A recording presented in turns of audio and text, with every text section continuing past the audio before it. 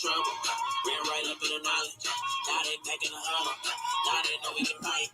Content giving every week. Me and Yoshi ride. Keep on bringing the heat. Now they know that we hit. And they know we ain't quitting. Yoshi might be changing. Keep on bringing the giving. Unity, unity, unity. Cause they know we ain't stopping. And they know we got problems. And they ran out of options. If they know we got a problem, can't let it go unsolved. Brain brace hard, Afrocentric history, we seen them all. Karma's karma, I say what I say, I hear the war. Till I see I fall off, then I bring y'all up alone. I'm back up on my cloud runners, cloud runners, cloud runners, cloud runners, cloud runners, cloud runners, cloud runners, cloud runners, cloud runners, cloud runners, cloud runners, cloud runners, divine winners, cloud winners, blind winner, cloud winners. I'm with you, proud with you, master teacher, create master, cloud winners. Give respect to the elder, cloud winners. Somebody has to live for me. Somebody has to look for me.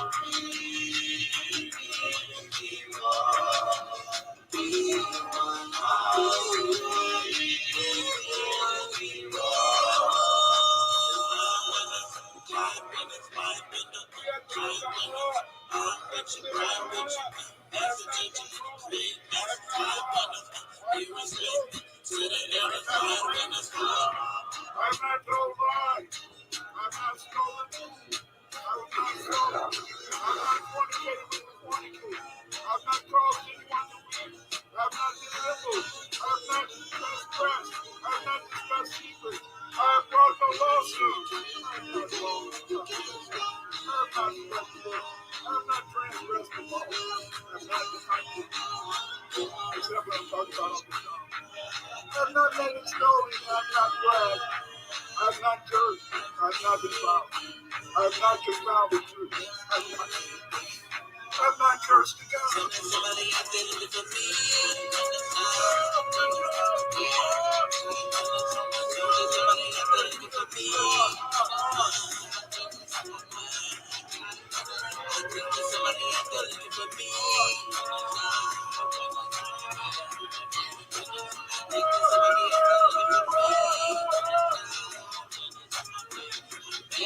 Dr. Winters has illustrated that Africans have been settling the New World and building new civilizations and cultures in the Americas and around the world for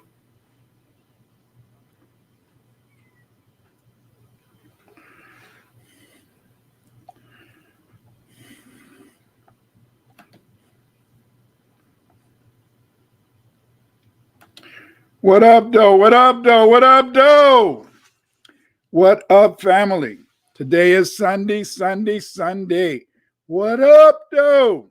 You know, I'm doing this broadcast. I usually do my broadcast on Thursday, and I'm going to do another broadcast tonight when we do Then and Now. But I'm doing this broadcast now because I've been supposed to do this broadcast on pyramids in Brazil for about 2 weeks now. Not 2 weeks, really 2 months. How you doing, Karen? Karen Vincent, JP, Demetrius Shepard. What up, though? What up, though? I just don't know what to do. I'm in this house. I'm almost locked away. The snow is out there. It's cold, 11 below zero, wind chill. Yes, 11 below zero wind chill. It is cold out there. How you doing, Jalen Prasad? And it is such a bad weather that I have to stay in the house. But I'm happy that you guys could show up. I want to share this with you because it's very important when you talk about the various parts of our culture, the various parts of our history. I know that we have this big problem now is that a lot of people for so long they've been led astray. They don't understand our history. They don't understand what FBA is all about. Being a foundational Black American, it means that you have, in a sense, how you doing, Shirley Greer, that you have a great history.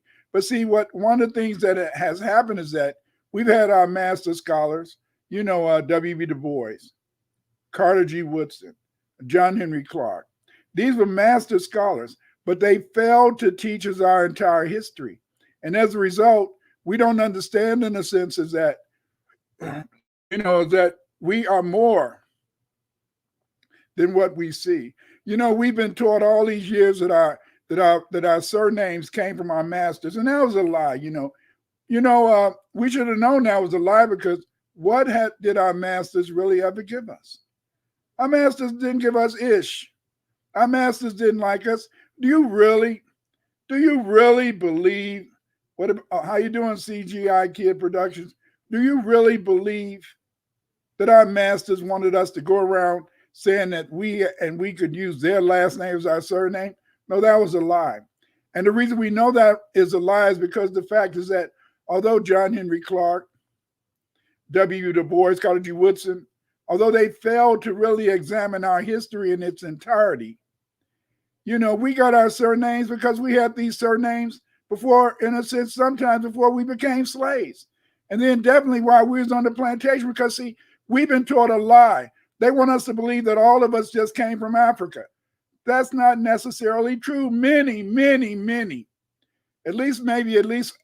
say 200,000, but I think at least 1 million people came from Africa as slaves to North America. But the point is this, is that the real OGs, the real original slaves, were Black Irishmen and Aboriginal Indians. You see, that's why when you look at the Dawes Law, the Dawes Roll, and you look at the Dawes Roll and you see all these comments about, you see all the Dawes Law rolls, and you see where all these Black people have names like Winters, Crawford, McCoy. You see, these names didn't come from our masters. These names came from our ancestors who were slaves. They were chattel slaves on the plantation from 1630 to 1700. We forget the first Africans that landed in America in 1619. They were not chattel slaves. They were not chattel slaves. Sub-Saharan Africans did not become chattel slaves until 1700. Yes, 1700. They said around, 1667, this Anderson, he put another brother who was an African. He was African, but he put another brother in the slavery, chattel slavery, the courts did. But see, you got to understand that we have a significant history. Shirley, you're absolutely correct. I watched your live on the Scottish Blacks. I did not realize my last name, Greer, was a Scottish name. Yes, it is a Scottish name. And you didn't get that from your damn master either. Go and get your crest. Go over there and look up the British. Go and get your crest. When you go get your crest, you're going to find a black a black man or a black woman, but usually a black man as the first Greer. Yes, get your heraldry. You see, because it's time we stop playing this stuff. Yes, it's a lot of brothers in a sense. They're talking about that we can't get our reparations unless we teach a lie. No, it's not teaching a lie. What we have to do is that we have to make sure, in a sense, that we, as foundational Black Americans, we know our entire history. And that's what I'm all about, family. That's why I'm here, That's why I'm here. I'm here to teach you our history. The history is going to come from far, it's going to come from wide, but I want to bring the history down here, See, we made a mistake. And during the heyday when we had the famous scholars, Asa Hilliard, and John Henry Clark, these were the masters. But the masters, they spent all their time talking about ancient Egypt instead of talking about our history. Yes, our history. Our history, in a sense, is very unique, And it's time, just like Jamil said, is that, get your family crest from England or the Holloways, you see? Stop being scared. Know who your real ancestors are. Professor Short, Dr. Short, he's done some really good research lately. And he's been able, in a sense, because most of us, when we really go and we really try to chart our ancestry, go through our family history, we find that much of our history began in either North Carolina or, in a sense, it began in Virginia, See? But that is very important. And just like real, you're absolutely correct. You are absolutely correct. Let's look at this. What did he say? This brother's correct. Jay Rogers did do some good research. The Red Roadies, Jay Rogers talks about this as well. He brings out how the first of our people who came here were indentured servants.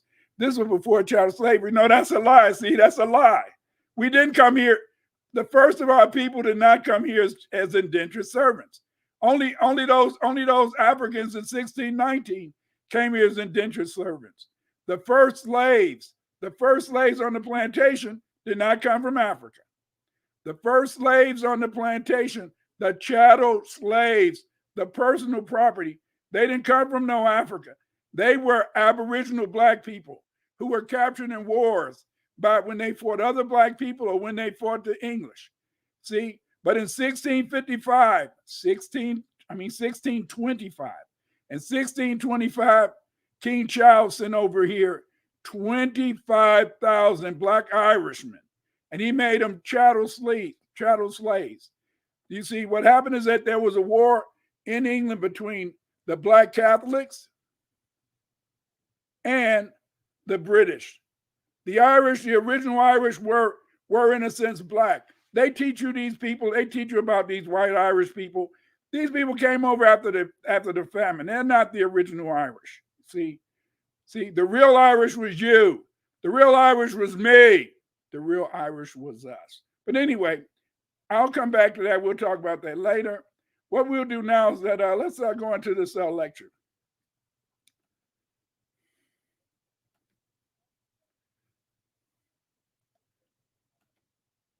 Blacks and their pyramids in ancient Brazil.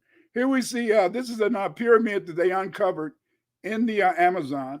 And on the right-hand side, we see an artifact that many people claim came from one of the ancient Muslims or pyramids that existed in Brazil. The interesting fact about these pyramids is that you couldn't see these pyramids from the air. The way in the sense that we're able to see these pyramids is because of the fact, in the sense, is that we the way that we're able to see these pyramids is because of the fact that we're able to see them, and we're able to see them because they're they're from the air. Okay, I want you to go to my Patreon to see the slides. At Twitter, Dr. Clyde Winters 8. You can follow me at Twitter. You can follow me on TikTok.com at Clyde Winters 3 to view my shorts. You can see me, Clyde Winters, on YouTube. You can see my videos, and you can order my books at Amazon.com.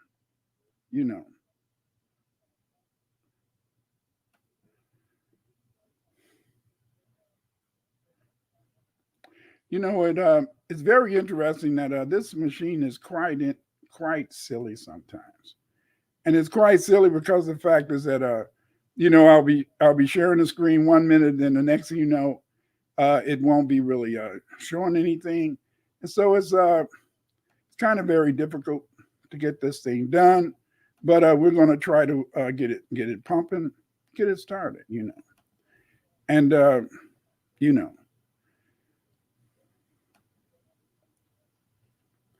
And so right now, in a sense, I'll get back to what I was talking about. And, Okay. So again, you can find my books. You can find my books at Amazon.com. And you're on my YouTube channel every Thursday. Every Thursday, I do my regular history talk. And tonight, we're going to do another Then and Now. So join me at 7 p.m. when me and Yoshima, the genius, we're going to talk about gangs. You know, you can get books I've written on ancient America. These are a few of my books. The books, they include Atlantis in Mexico. Atlantis in Mexico is about the Olmec people, their civilization. I explain how the Olmecs invented the first calendar and how this calendar has its roots in Africa, man, the Mandi people, because the Olmec were Mandi people.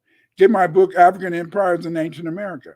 When you read Ivan Van Sertima's work or Runoka Rashidi work, they always talk about the African influence in the Americas. I don't talk about the African influence because that's saying that it was just some Africans and they were among these Indians and that it was the Indians who really accomplished everything. No.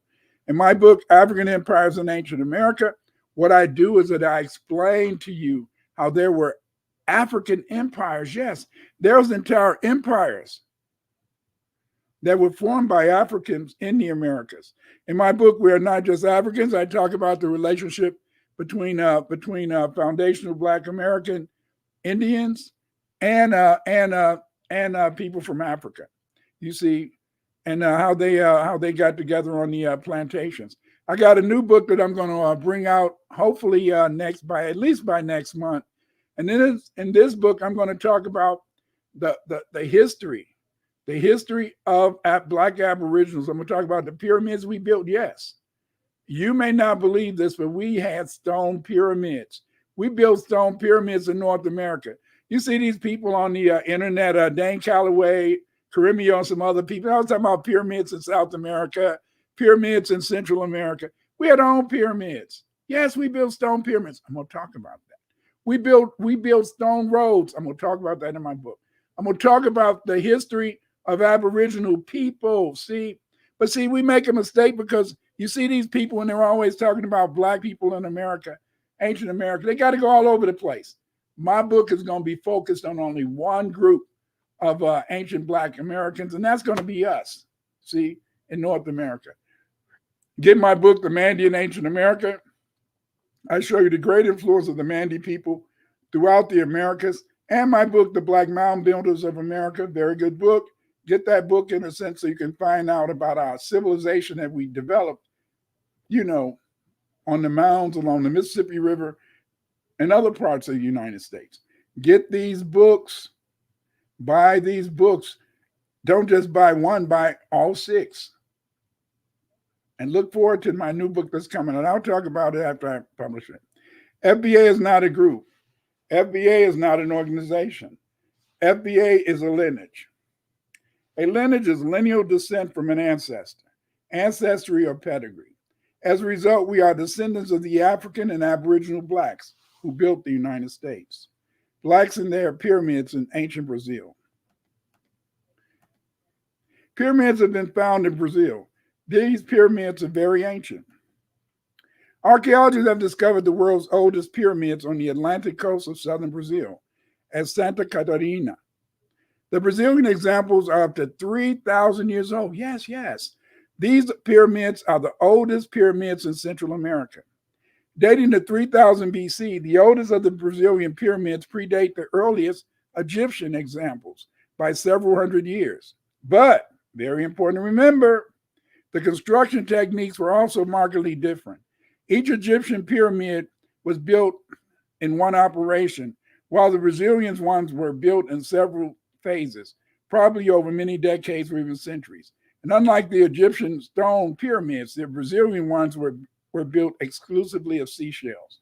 So as you can look at this as you look at this pyramid, yes, it is a pyramid, but it's really a mound. It's a mound. It's not like the Egyptian pyramids. That's what a lot of people mistake. A lot of my Aboriginal brothers and sisters, instead of them in a sense understanding when they talk about pyramids in the Americas and they claim the pyramids are older than the Egyptian pyramids, they're not older than the Egyptian pyramids. And usually these pyramids in the Americas are not made of stone. See? In Egypt, they built their pyramids in stone. These people in Brazil, they built their mound or pyramid out of seashells, you see. Even the one in the so-called pyramid down in South America is not older than the Egyptian pyramids. Researchers found many pyramids in the Amazon. Experts estimate that there were around 1,000, listen to this, were around 1,000 pyramids in Brazil, but many were destroyed after being confused for natural hills or piles of trash or when they were building roads. They were massive. And one such example is a structure located near the town of Jaguararuna in the Brazilian state of Santa Catarina. It covers an area of 25 acres and is believed that its original height was 167 feet. Look at this. Yes. And we know back then, we know that people get it confused. I know if you listen to certain popular people, they're going to talk about the Red Indians and the Black Indians. No, the Red Indians and the Black Indians were not here at the same time. See, African or Black Indians have been here for over 100,000 years. The Red Indians don't arrive in the Americas until 4000 BC. And when most of those Red Indians came into the Americas, they crossed the Bering Straits. And as they crossed the Bering Straits, they just went straight down, the Bering Straits to Alaska, then Washington State, then California on into Mexico. That's why when the Europeans, when they first landed on the American shores, North American shores, they did not see any Red Indians. They found Black Aboriginal Indians, see. So don't get it twisted. You see, if you want to get the real history of Aboriginal Blacks, you better come to me. These other people, they're talking a whole lot of ish because they don't do research. And because they don't do research, and even though they know about my work, they refuse to talk about my work, you see, for whatever reason that they have. But we have to stick together and understand that we are a unique people and that the history of Black people in the Americas is much more diverse, much more interesting than many people can even imagine. Creer mentions the fact that hundreds of large geometric mounds have been found in the Amazon. They include conical pyramids. Many of these mounds were surrounded by walls indicating human habitation. The largest urban centers extend over 100 hectares. Here's another very interesting mound.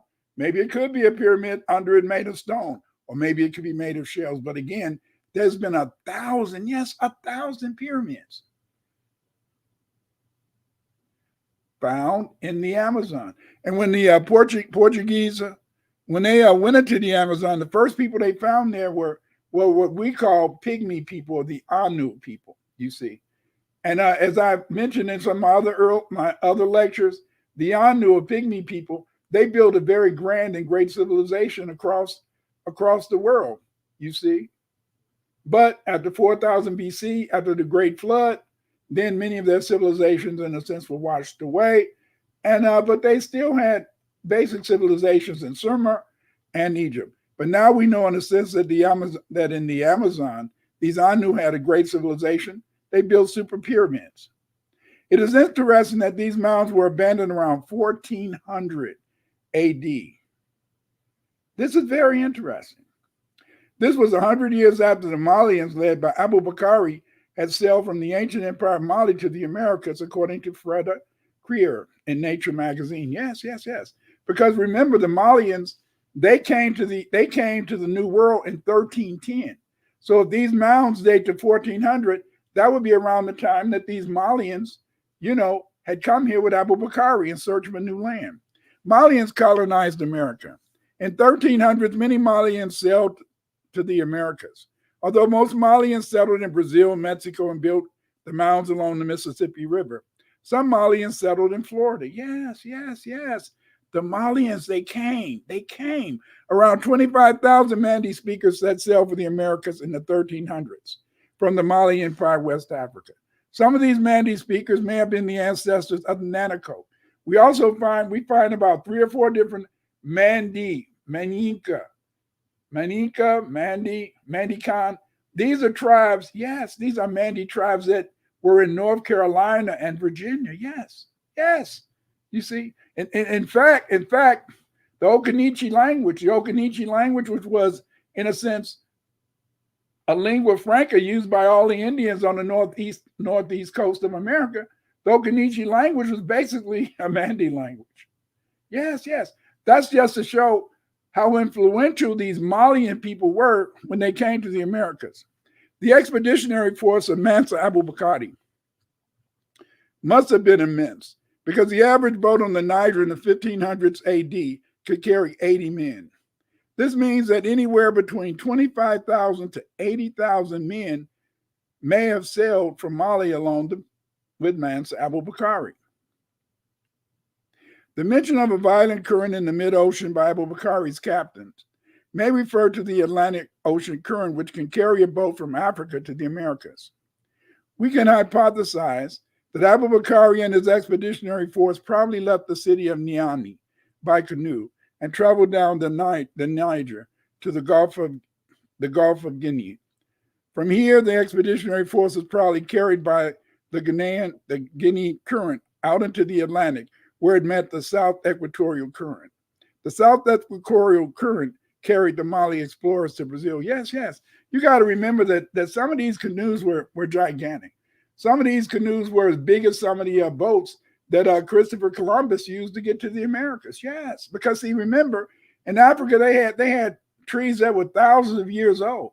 So once they cut down some of these gigantic trees, that meant after they hollowed them out, that made in a sense gigantic, in a sense, canoes that the people could use to sail. Because remember, when the Europeans came, from Portugal and other places, when they arrived on the West African coast, they found that these African people had canoes that could carry 80 to 100 people.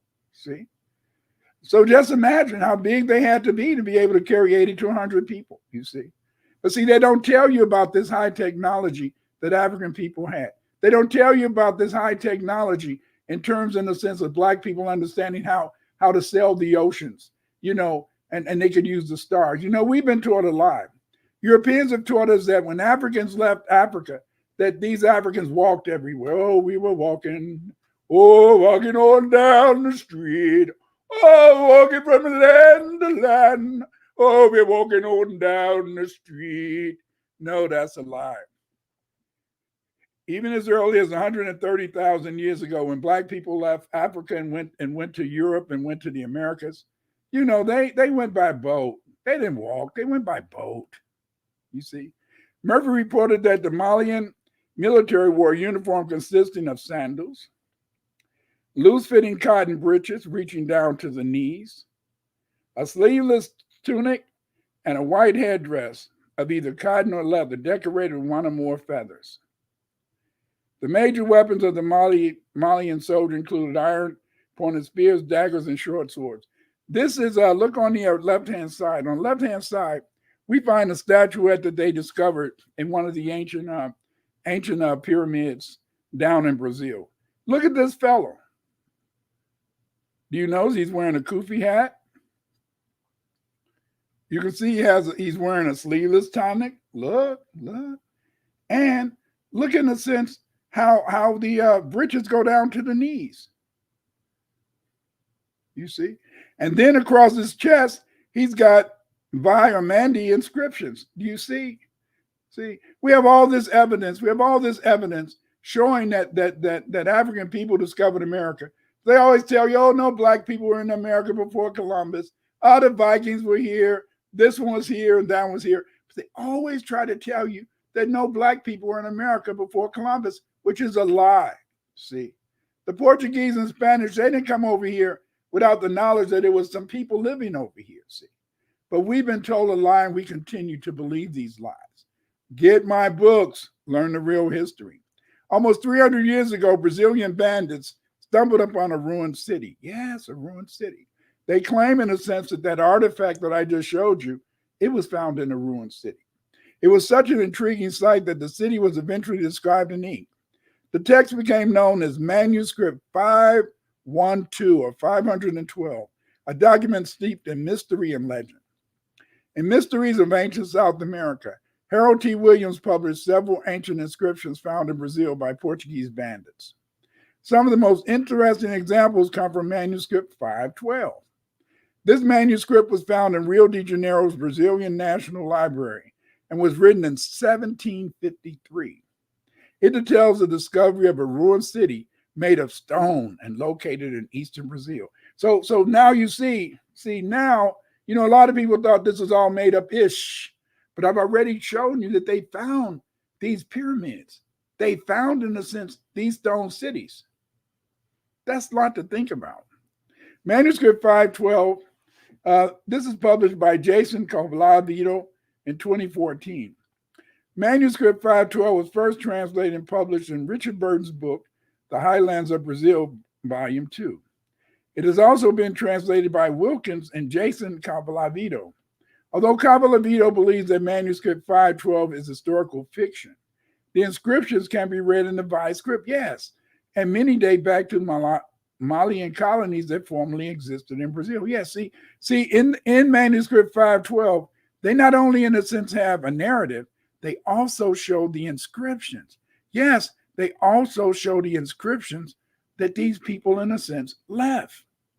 And when you compare these inscriptions to the Mandi inscriptions, and the people who came, the majority of people who belonged to the Malay Empire spoke the Mandi language. They spoke Dogon and other languages too, but they would have had this writing. This is an important document, family. Although the symbols from Manuscript 512 do not resemble Egyptian hieroglyphics, hieratic, or Demotic scripts, they are identical to signs found in the Vai script. Most researchers believe that the Vai script was invented in 1831, but they are wrong. Vai writing has an ancient origin. In 1899, Maurice Delafosse, a French anthropologist and colonial administrator, mentions that he consulted many literate Vai, who claimed that the Vai script was ancient. These Vai informants also told him that the Vai system of writing was still being used in mounds to the north. Delafosse did not believe this claim, but he does mention the Vai asserting an ancient origin for Vai writing. The inscriptions on Manuscript 512 match inscriptions recorded by Delafosse. Look on the picture on the right-hand side. Here what I do is I compare. You can see in the first column we have Brazil, the Brazilian script. In the second column we have letters from the Vai script that resemble script in the Brazilian script. And then we have letters from the Mandi. The Mandi-speaking people in West Africa, they have about 5 different writing scripts. But again, mostly all these scripts go back to what we would call, in a sense, Libico-Berber writing, because the Libico-Berber people, they were not the Tuareg people. Now, the Tuareg use an alphabet. The Libico-Berber people, they were Mandingo people who used to, in a sense, ride chariots all the way from the Niger Valley, all the way from the Niger Valley, all the way from the Niger River across Western North Africa to Libya. Yes, modern day Libya. That's thousands of miles, The majority of Malian Vai signs on Manuscript 512 were single signs, but others were compound signs composed of 2 or more Vai signs. This is an example of some of the Vai writing. They've got other examples, but this is just to show some of the script, because the first person maybe to publish this, but he published it in black and white, was Leo Weiner. Leo Weiner, an African discovery of America, he published this exact stone, and you can see all the various symbols, The informant mentioned by Delafosse were correct. Many marks like those contained in the Vai script were found in mounds at Oued Mertetek in the Grade de la Gondaka, and even in the Sahara at Oued Mertetek, which point to the ancient origin of Vai inscriptions. Look at that top. Look at that picture on the right-hand side. Look at this picture. See? If you notice in the upper left-hand side up at the top, you can see the Vai inscriptions. It's about it's an inscription there. I translated that. I teach a course for people who are interested on how to read the Mandi writing, and in that I discussed that. But as you can see that there's that inscription up at the top left-hand corner, and then you can see these people riding chariots. Look, they've got chariots, they've got cattle. See, and this just shows. See, you didn't know that, did you? I bet you didn't know that it was Africans riding chariots. They always show you Hercules, and they show you all the stories about the people fighting in the daggone Colosseum, and they are on their chariots, and then there's a black slave. How you do that, massa? Tell me, massa, what do I do, massa? Massa, help me on the old plantation road. But as you can see, here you can see an inscription right along with the chariots. Yes, we had chariots. Do you think we like Cadillacs for nothing, Dan?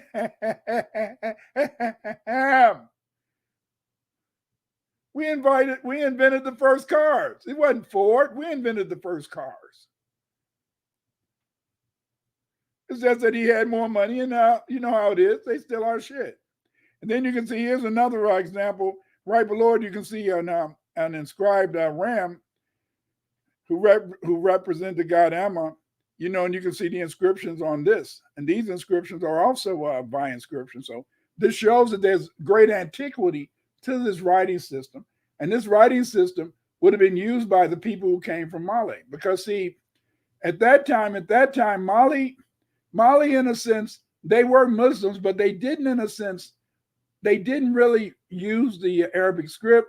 They weren't really, in a sense, colonized Muslims, and they had their own way to practice Islam. Because the Muslims back in Abu Bakri's day, they weren't, in a sense, people who would have been practicing every little religious thing. See, whenever the Arabs came among the West Africans, they would always say, "Why are these women walking around butt naked? Put some clothes on them. You men, why y'all doing this?" See, a lot of that came from the white Arabs, because the white Arabs have always been trying to tell black people what to do, and sadly, many black people, when they become a Muslim, they allow these foreigners to tell them what to do instead of reading the Quran and living their own life. But the people who came with Abu Bakr, they may have been Muslims, and many were non-Muslims, but they were using the Bai script, not the Arabic script. Inscriptions on manuscript 512 were found at Piracicaba, Brazil. These inscriptions were written in the Bai script by Malian colonists. Malian inscriptions were left in areas suitable for settlement. Once a safe place was found for settlement, the Malian colonists built stone cities or mound habitations. One of these lost cities was found in 1753 AD by the bandits. Wilkins reports that inscriptions were found engraved over a mausoleum in the state of Bahia, Brazil, by Padre Talisde Menezes, Umarajo, near the Paraacua and Una rivers. My decipherment of the inscription suggests that the person that's buried in the tomb was named Ba Cafe. Okay, this is just a representation of how these black people who built these pyramids. I think it's kind of cute, That's one thing about this AI. They can make images for you. So I thought this was cool. So it's kind of interesting. But again, I just made it up. Pyramids in Brazil. What's under the soil, baby? Many researchers believe that the tale recorded in manuscript 512 was a myth. Given the thick jungles of Brazil, archaeologists believe that there were no major habitation sites in the Amazon. Now we know that was a lie, right? Because of the fact that Lindar, I think it's called Lindar, that's when they can fly over heavily forested areas, and they can take pictures of the pyramids that are on the surface in stone cities and stuff like that. But researchers using remote sensing technology called LIDAR were able to map large population centers. This research, found tall earthen pyramids surrounded by elevated roadways stretching hundreds of kilometers. These monuments may represent the temples mentioned by the bandits. Yes. There's a long history of writing in Brazil. Some of it could be older than the Mali exploration. Let's look at the Inga stone. This is a very old stone. They haven't really given us a good dating of it, but the Inga stone is quite interesting because it has all these beautiful inscriptions, all these beautiful figures, and when you look at the Inga stone, what's so striking about it is that it gives us evidence. It provides us evidence that these are African people that in a sense were living in Brazil, building these pyramids. They had their own writing. Yes, they were literate. Nowadays they always try to tell you that if you want to hide something from black people, put it in a book. Well, maybe that's today, but that wasn't always the way we were. We loved writing. We had books. And when you look at the Inca stone, this is some of the characters on it. And as you can see, these characters are quite interesting. And what makes it interesting is that the Inca stone is over 12 feet high and 151 feet long. And it's found in the Paraíba state of Brazil. But think about that, 12 feet high, 151 feet long. And these people just inscribed, and they put all these inscriptions there. Beautiful symbolism. They're telling us a lot, you know. And these inscriptions are very interesting because of the fact is that when you look at them, they look simple. But you see, when you look at many of these symbols on the Inca stone, and then we go back, remember I showed you that chart earlier of symbols from Brazil compared to the Bai and the Mendi writing, you can see in a sense how many of these symbols on the Inca stone, which is considered to be very ancient, these inscriptions, they relate to the inscriptions that we've already found. You see, here's an example comparing some of the inscriptions found on the Inca stone and how they relate to the later inscriptions found on that document 512, manuscript 512. And you can see that these letters, many of these symbols that are on the Inca stone, they also occur in the Brazilian language that was recorded on, in a sense, manuscript 512. And they also relate, look at the picture, they also relate to the Bai inscriptions. See? This shows a continuity. This shows, in a sense, a continuity in civilization. It shows, in a sense, an ideational framework which was common to many of these ancient people. See, I bet, family. I bet. Stop stuttering, Dr. Winters. Calm down. I bet when you came here, you thought that I was going to be making up some ish. You thought I was going to be telling you a story that couldn't be supported.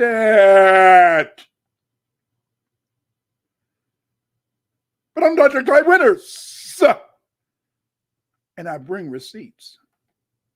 Again, look at these beautiful symbols, and these symbols relate back to the Mendi inscriptions. And so this could have been brought. Now this is something I had to say though. The Mendi inscriptions were created as early as 4,000 to 3,000 years ago. So it doesn't necessarily mean that these inscriptions relate to Abubakari's voyage, but some of them could go back to Abubakari's voyage and even go back even earlier. But this Inca stone is very important because it gives us epigraphic evidence. I repeat, epigraphic evidence, which is writing evidence that these people were using writing similar to writing used by the Mendi people. You see, again, here we can see a comparison of the Inca stone and the stone in West Africa that have many of the same symbols. In 1300, many Malians sailed to the Americas, although most Malians settled in Brazil and Mexico. You got to remember that it was around 25,000. I repeat, it was around 25,000 Mandi speakers who set sail for the Americas in the 1300s from the Mali Empire, West Africa. Some of these Mandi speakers were the ancestors of the Nanicoke. The Nanicoke, they're a group of people who lived in New England, and their numerals that they recorded, they were in the Mandi language. And we had the Mandican, the Manica, and the Manoka in North Carolina and Virginia. So the Mandi were all over the place. But just imagine that. Can you imagine 25,000 people? That's just a gigantic expeditionary force. But this is the probable number of people that Abubakari brought with him when he came to the Americas, you see. The Malians left many inscriptions in Brazil and elsewhere after they arrived in the Americas. These inscriptions are of two kinds. One group of inscriptions were meant to warn the Mandi expeditionary force not to camp in certain areas. Those are the inscriptions. You see the inscriptions on the left-hand side? Those inscriptions are either warning, telling people in a sense that they can build a settlement there, or they're telling people in a sense, don't build a settlement here, it's bad. something, the water is bad or it's just a bad place to maybe build a settlement. But they left these inscriptions, and these inscriptions you can find them in an article I did in Bulletin de l'Enfant. I did an article in 1977.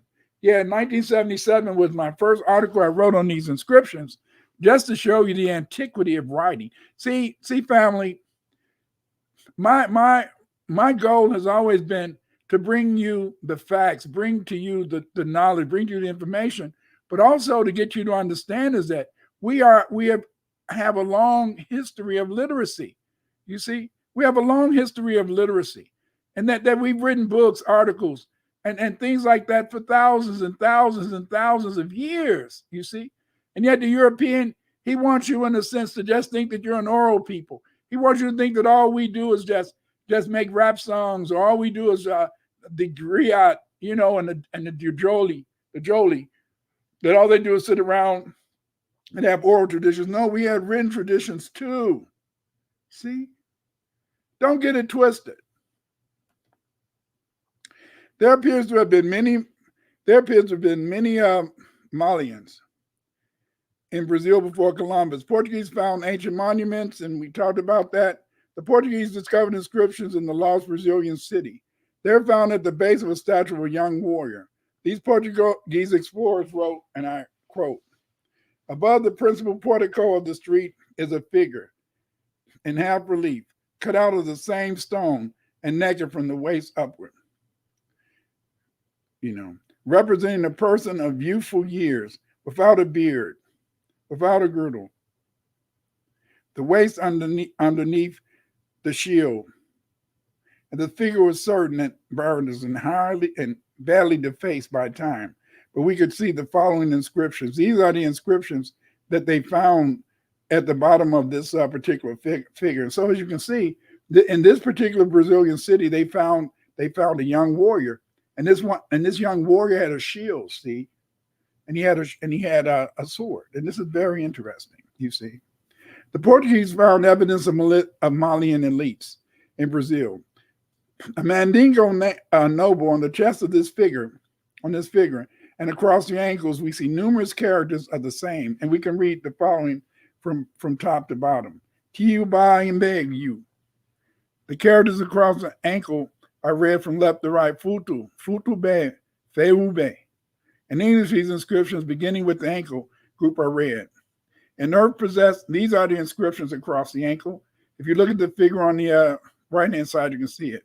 In earth possessed from father to son is this tomb. In a large chest lays a man of repute. Okay, the chest is on the plateau at the bend of the river, in the lowest bed. In the proximity of a river, sequestered in a cave or cavern, lies a tomb at the bend or at the curve of the river. Death was caused by a bite on the sandbank. His considerable dark-colored corpse exists at the bed of the river, where we let him down. Yes. See, my decipherment or reading of the inscriptions shows that this was a Malian explorer. And earlier we had talked about the fact that he's wearing the Malian uniform, the sleeveless tunic, the kufi hat, the breeches coming down to the knees, and we can read this stuff. Yes, as I told you. Family, our ancestors have left us messages.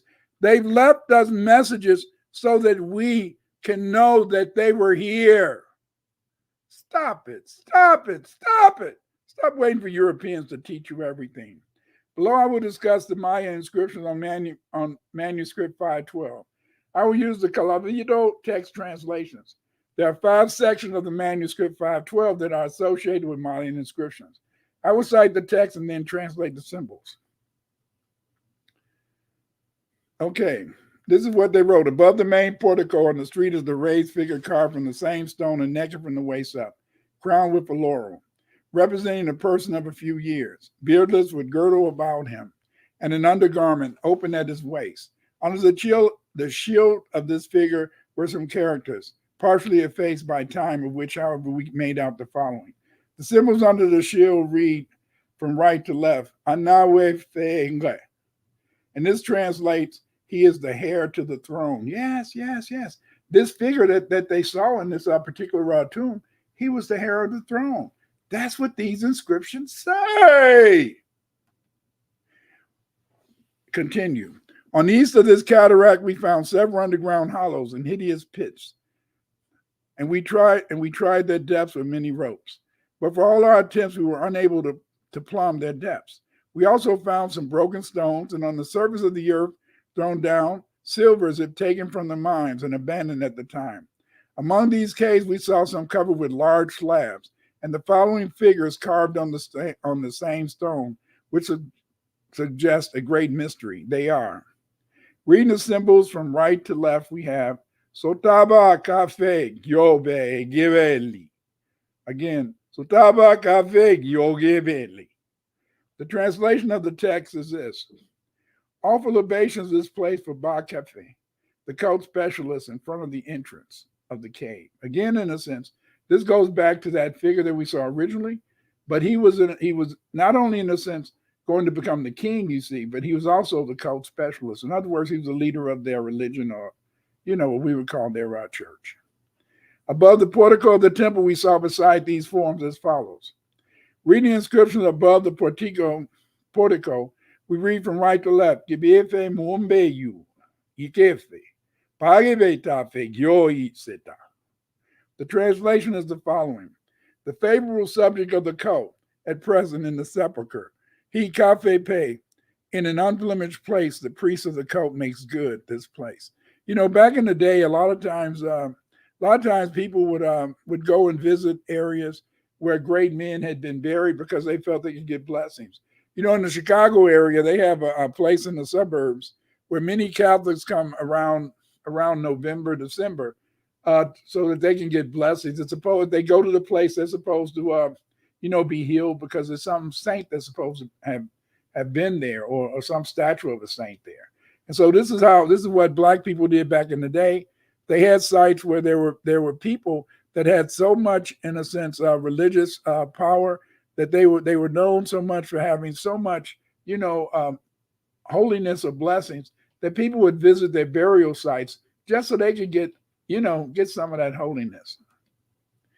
Away from the city, about a cannon shot, is a building like a country house, 250 feet across.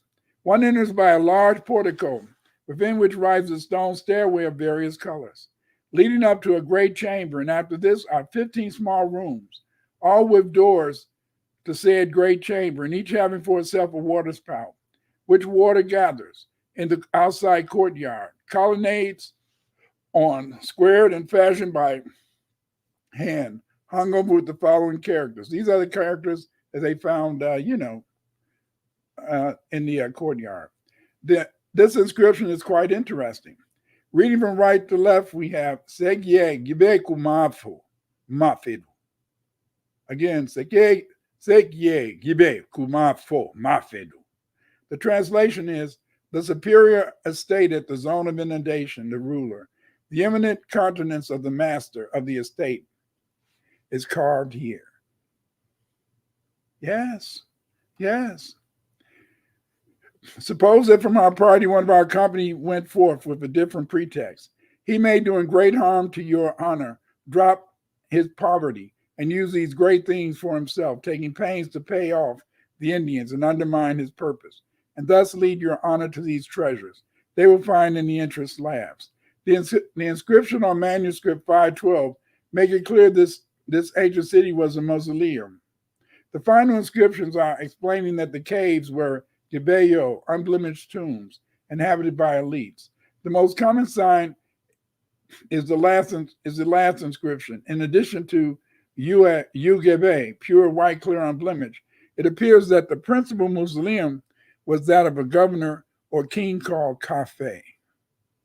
And we also noticed that, if you remember, even when we talked about the noble on that statuette, he was also buried around some sort of cave. So they look like they like to use caves as artificial temples. Anybody that saw my presentation on Thursday when I talked about the origin of the white man, and that I explained how back in those days, during the Younger Dryas, that many of the black people who lived in Europe, they also used the caves as a place to have their temples of worship. And now we see that many of these people who were living in Brazil, they also used caves as tombs. It's interesting. It makes one wonder: is there a relationship? But that's something going somewhere else. In summary, archaeologists have found many pyramids and other population centers in the Amazon. The discovery of these pyramids and other conical mounds suggests that the temples mentioned in manuscript 512 actually existed. Artifacts excavated in the ancient mounds of the New World indicate that Africans built many of these mounds. The fact that many art styles and artifacts recovered from these mounds illustrate similar themes suggests an origin for the mound builders from a common ideological system. This system originated in the fertile African crescent, the ancient Sahara, and was prominently illustrated in the art, literature, and culture of ancient Egypt. As a result, many researchers have been able to find analogy between ancient Egyptian culture, elements, and Mesoamerican cultures and features. Okay, you can join my Patreon if you want to see the slides. In addition to the slides, I got plenty of references. That if you want to do further research in terms of checking out the pyramids that they have down there in Brazil. And also, if you want to have references on the writing system used by the various, people in West Africa, the writing system used by the people that they found along the various chariot routes leading from the Niger Valley all the way to Libya. These are articles that can help you to find out more information about that particular aspect of African history. Again, we're going to be doing a course, me and Sister Shanice, beginning on the 22nd of January. We're going to be doing a course that's going to deal with Black British history. I hope that you guys will, let's let Sister Shanice explain it. Dr. Clyde Winters from the USA and Sister Shanice on an epic journey through hidden chapters of important Black African history in Britain. Brace yourself for an epic journey into uncharted territories with this up-and-coming, groundbreaking online study course. Who is it for? If you are an African history enthusiast, if you are looking for Black history material as an educationalist, if you are a parent homeschooling your children about Black British history and want to broaden their curriculum with knowledge that they're not going to acquire in the mainstream, then this course is for you. Black people in Britain have a greater belonging to Britain and the British Isles than you could imagine. Seize your spot on this pioneering course and be part of resurrecting our true history. Starting 22nd of January from 7:30 to 9:30 p.m. Fee £199 and installment payment options are available. For more information, visit sistershanice.gumroad.com. Sister, S-I-S-T-A, Shanice.gumroad.com. Okay, this is this course. I hope that you're enjoying the course. But we're talking about 7:30 to 9:30. That's London time. That's UK time over in England. So that's 7:30 to 9:30. 7:30 over here, over in England. I think they're about 6 hours ahead of us or thereabouts. So 7:30 in the United States Central Time, that'll be 12:30. Eastern Time, it'll be 1:30, and Pacific Time, it'll be, in a sense, 10:30. So when our Sister Shanice is talking about 7:30 to 9:30, she's talking about London time, not time over here. So make sure you understand that, because if you can't really attend the classes, at 12:30 p.m. or 1:30 p.m. or 10:30 p.m., you may want to think about it.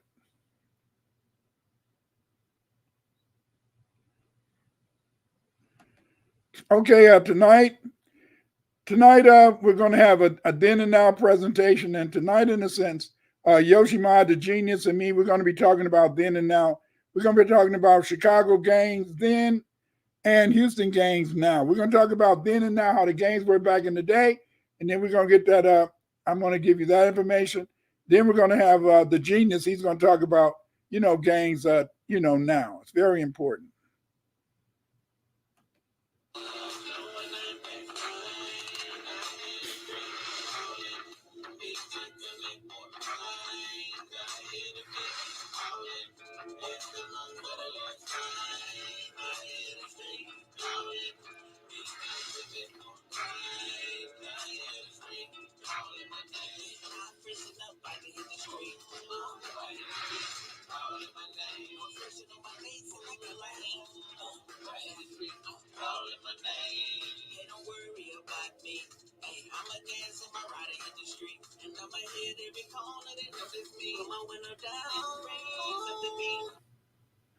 Okay, tonight, 7 p.m. Central Time, 8 p.m. Eastern Time. Join us for then and now. We're going to talk about gangs. We're going to break it down.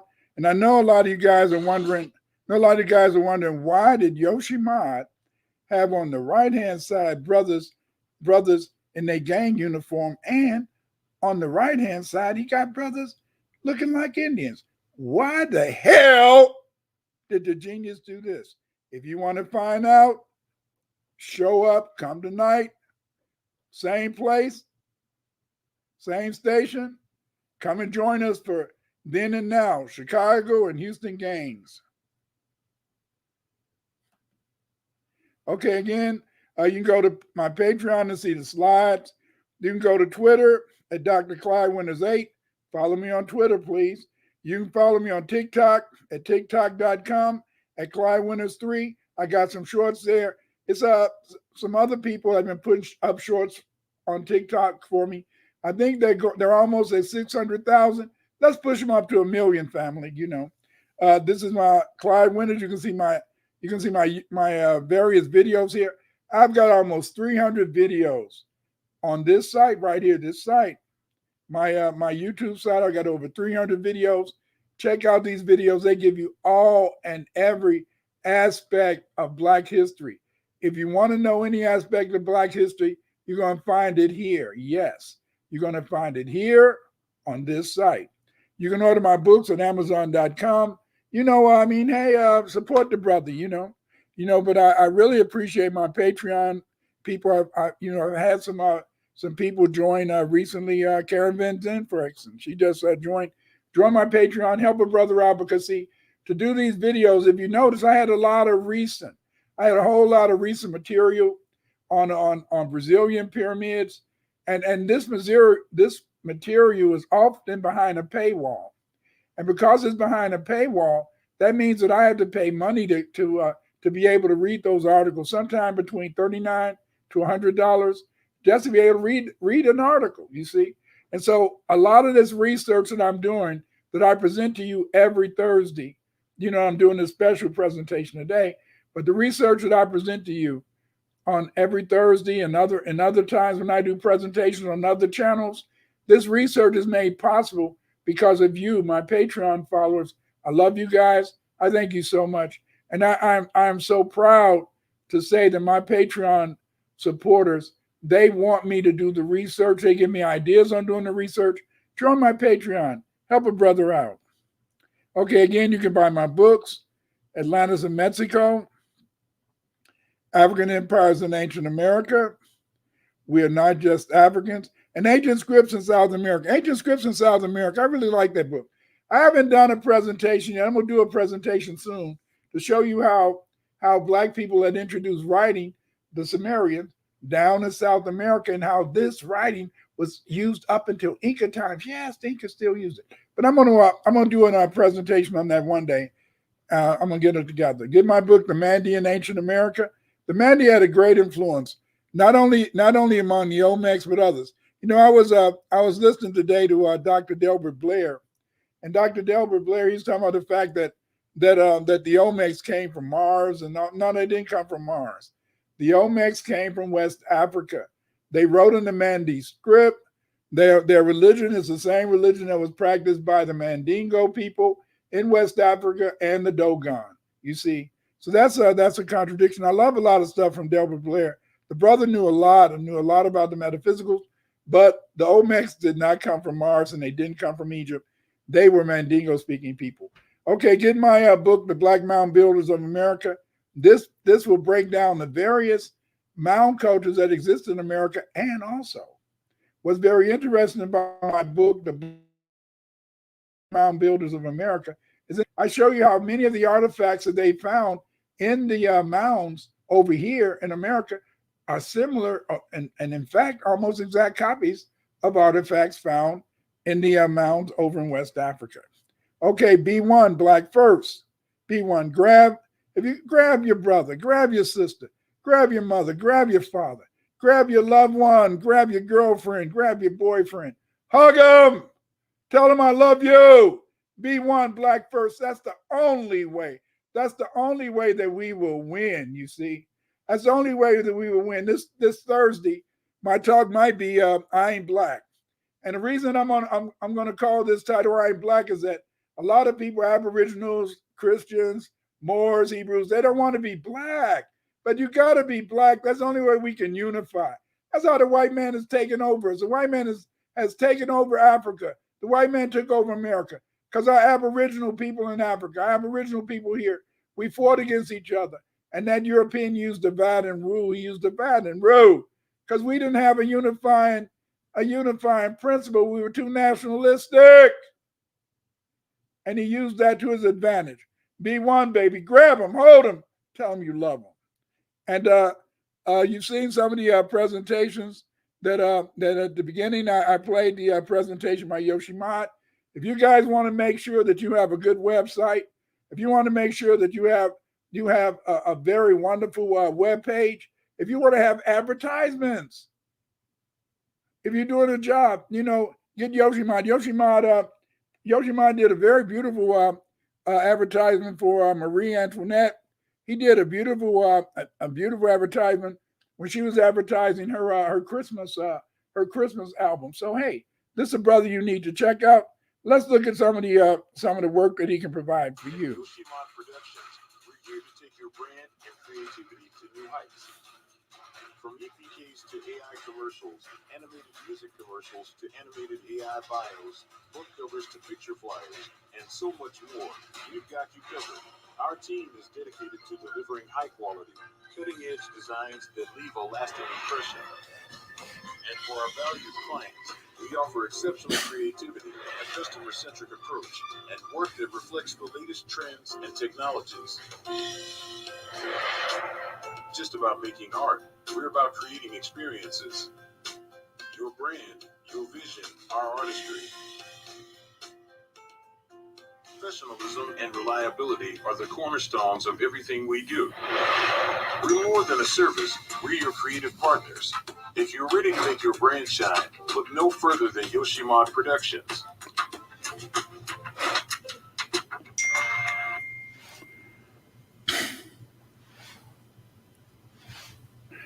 Okay, family. I hope you enjoyed the presentation, and let's get back to this discussion. Okay, so JP, welcome back, Sister Shanice, B1 all the way. Yoshi Mott, thing is, this is that it's very important to understand is that, as I said, I hope you enjoyed this presentation. We went through the pyramids of Brazil. I finally got it out the way. I was supposed to do it over 2 months ago, but things kept coming up, and so I kept doing a lot of more topical presentations. You see, as I said tonight, me and Yoshi Mott, we're going to be doing a presentation tonight on Then and Now. Join me on this channel and join me on his channels too. And we're going to be talking about gangs. We're going to be talking about what do these gangs have in common? How do these gangs occur? Are these gangs just a coincidence? Or is there a diabolical plan? If you want to find out about these gangs and other information, join us tonight on Then and Now. Me and Yoshi Mott will break it down. Okay, we've got it's 4:10, so we got a few more minutes. If you guys got any questions about the presentation, put them in the chat and I'll try to answer them. Or if you have any questions about anything else, now's your chance to ask them. Just put them in the chat.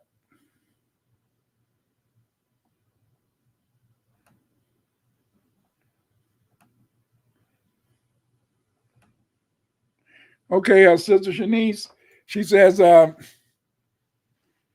great presentation, so informative. Thank you, Sister Shanice. I take that as a compliment because this is late over there, and this is late in the over there in the UK. And so, if Sister Shanice is checking this out, thank you so much for sharing. Taking the time to deal with a brother, and looking at this video. Thank you.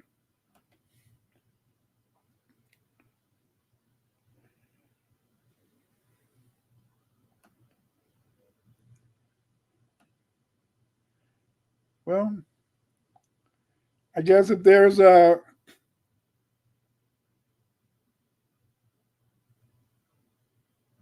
okay, here's an interesting comment. This is by Sacred Grove, and Sacred Grove, he brought up something that's very important. There is you'll find a lot of place names in Mexico too, but Sacred Grove said that up and down the river Magdalena in Colombia, they still got lakes called the Bahia de Mandingas, and they still ain't even changed the name. No, what you find a lot of times when you do research, Sacred Grove, what you find is that place names are rarely changed, and because place names are rarely changed, you can use that information to for historical purposes. Much of my early research was done. I'm I like historical linguistics or what you would call comparative linguistics. And one of the keys that you use in terms of historical linguistics to show a relationship between various peoples, or what's called a substratum. A substratum is that often within a language, there can be a substratum. There can be a substratum within that language, which in a sense, indicates that there were earlier people that may have lived in an area. And so Sacred Grove, by you find the name Mandinga along this river, and it's a lot of place names in Mexico called Mandinga, then you can, in a sense, understand this relationship. Many people don't even understand that. They teach you that the Aztec people were basically worshiping earth god, all that mess. So that's bullshit. The Aztecs were Muslims. The Aztecs were Muslims. They were Mandingo Muslims. As I said earlier, the Islam they practiced was not the Islam that you would find among Mandingo today, because many of the Mandingo today, they don't practice their traditional Islamic traditions. They practice the Islam that was forced upon them by Black Muslim mujahideen like Usman Dan Fodio, because the Usman Dan Fodio, he wanted to make all the Muslims in West Africa practice the same culture and values as the Muslims in Saudi Arabia. But he didn't really take Saudi Arabian ways, because Usman Dan Fodio, he practiced the Maliki fiqh, whereas most of the people in Saudi Arabia are what's called Wahhabis. Wahhabis, that's that white Islam, and they got all type of practices. Wahhabis, they like to keep a woman down. You got to watch her ass. That woman is evil. That's what they teach among most of the white Muslims. So that's a little different. But let's see if there's any questions.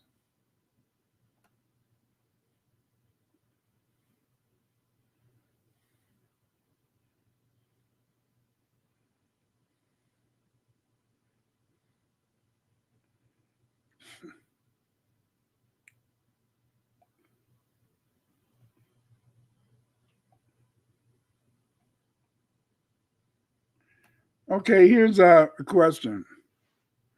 And it says, we were the Mandinka people in our past lives. Some of us, most of the, they take a lot of people money over here. Let me explain to you. Most of the Africans that came most of the Africans that were brought to North America, they came before 1700, you see. Now, some of the last slaves that were sold down in New Orleans and during the Civil War, they came from Nigeria. But the vast majority of people, our ancestry goes back to the Senegambia. Some of us were Mandingo, but a lot of us were Wolof, Mandinga. They were Gambians and stuff like that. But see, you know, a lot of people, they spend a lot of money on these ancestry tests, and then the ancestry test says, "Hey, your ancestors came from Nigeria." Unless your family has lived down in Louisiana, if your family didn't live in Louisiana, you probably didn't have no ancestors that came from Nigeria. I'm sorry to tell you that. So if somebody tells you if you've got an ancestry test that said you came from Nigeria, no. If you didn't come from New Orleans, most of the people, Mandinga, Wolof. You know, for example, you know, back in the day on the plantation, whenever the driver, not the driver, whenever the overseer would come, they would say honky, honky, honky, honky, honky. And there are people, in a sense, they think that honky means white man. No, the word honky, it's a Wolof word. And this Wolof word means man riding on a horse. So because of the fact that the overseer was riding on a horse, that's how it became, that's why they use the word honky for the man riding on the horse. But because the man, in a sense, who was usually riding on the horse was usually Caucasian, that's how it became associated with white people. But basically it meant man riding on a horse.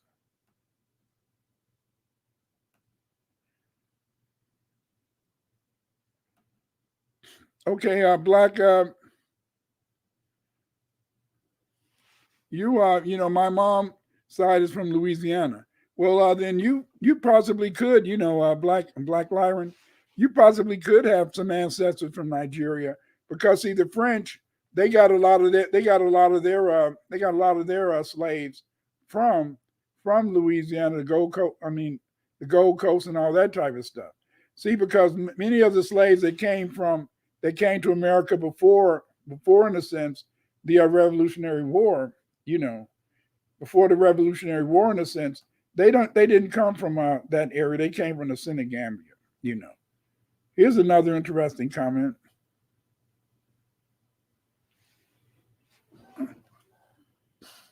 That's creates Junior. I'm hoping to bring some of this history to life through my artwork, Dr. Winters.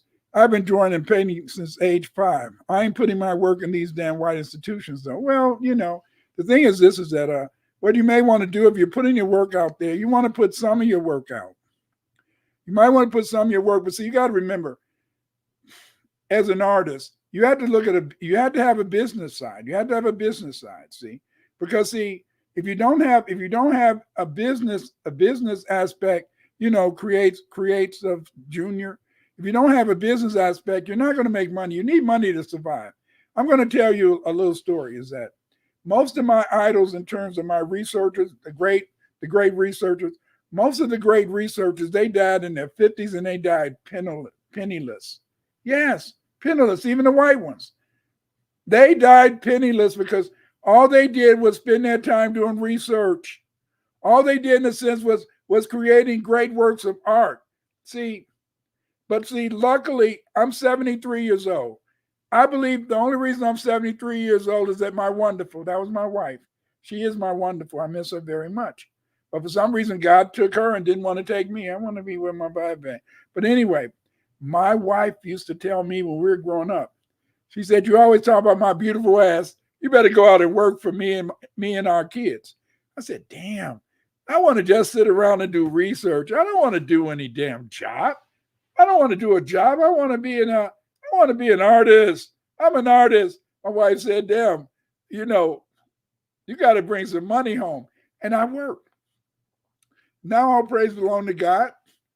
I'm still here, but I'm only here because my wonderful made me understand I had to be about business. You, creative Junior, you got to be about business too. See, Because if you want to really be successful, yes, you don't want to have them all in white institutions, but you have to understand in the sense is that you have to make money, and you don't close off yourself to any type of money. I mean, I had to work as a teacher in Chicago public schools. That was the white man. What am I gonna do? See, but the thing is, this is that you had to make money, and that's one of the things that is very important. And so I want you creates Junior. I want you to be able, in a sense, to be a successful artist, and that means that I want you to live a long time, and that comes from being a businessman. Many of us don't understand what about being a businessman. I remember back in the day when I became a Muslim or when I was with Black Power, the brothers, oh, do this for the community, do this for the family. When I was with the Muslims, do this for the Muslim brothers, do this for Allah. Damn, they're making money off my shit today, and I'm not getting any money. See, I'm sorry to tell you this. Money does not rule the world, but you know what? It takes a little money. It takes a little money to be able, in a sense, to make it, And JP is a very creative person. And, and as she said, great advice, Dr. Winters. We all have to survive.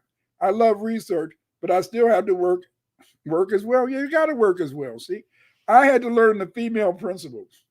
What is the female principle? You ask. The female principle is you got to get a job, to be able to do that.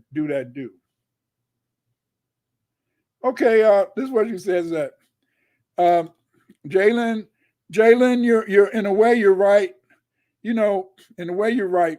That's where that piece of paper, college degree, comes in handy. It does come in handy, but I can tell you this is that I enjoyed going to University of Illinois Champaign-Urbana. I enjoyed it. I had fun. We partied a lot, had a good time, but I don't belong to the University of Illinois Alumni Association. And most Black people that have graduated from college, we don't belong to the alumni associations. You know why? Because most of us, we had to find a job on our own. And therefore, we didn't directly just get a job straight out of college. Yes, that degree is very important. I remember when I first started teaching, and I was teaching at Carver High School in Chicago. And I had this kid in the back. And he was in there, back then I was I was 22. Some of the kids in the class were 21. Yes, they were in class in the 70s up to 21.